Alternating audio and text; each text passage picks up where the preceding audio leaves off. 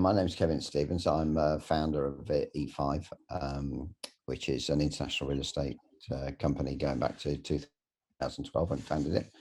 And we specialize in residential development at the moment, although my historical roots are more logistics, industrial. So we're based in Midlands in England, although the holding company, because of its international interest, sits in Switzerland.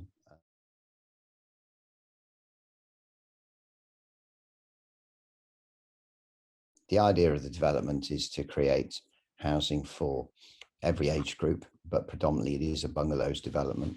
And then we have over 55s, maybe some extra care supported living, where we are piloting something in the Midlands to meet the needs of the social care requirements in the UK at housing budget levels. And that's not been done before. So we're quite excited about that. The aim of what we're looking to do at Kings Park really is to appeal to people. It's everyday people, but with a bit of a better emphasis on quality and design.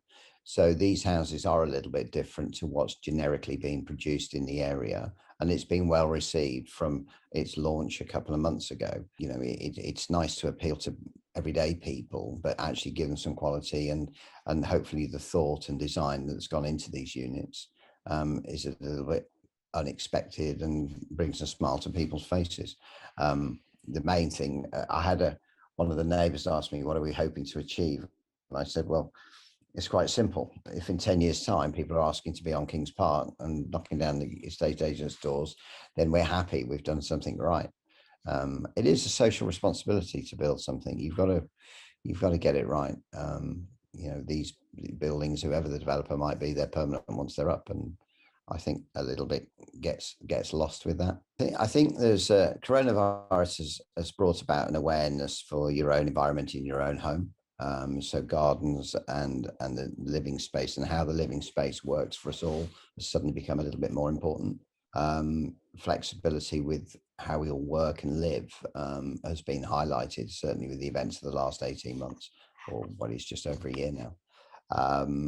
But it's affected us all, and everybody's different. And in terms of the extras that people may or may not want, we're trying to give as wider a choice as possible, because some people have more money to spend on things like extras, some are more on a budget. So the idea is we set a base price, but then at the end of the day, people can maneuver within where they can reach, and hopefully find a balance. I think the hardest thing with the pandemic, a construction site in terms of social distance isn't too much of a problem, because construction is spread out, and we're not building apartments where people are on top of one another. So thankfully, we got geared up, and it's housing at the moment in terms of these early phases, whereas the multi-story or higher rise developments, which go up to 3-story, comes afterwards.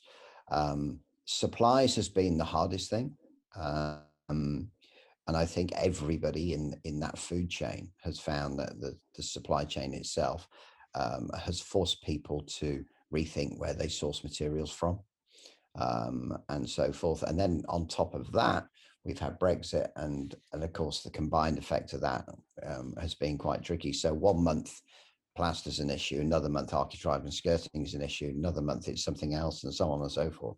But that's the nature of construction at its best. But with this thrown in, it's played havoc with things a little bit. But you get there in the end.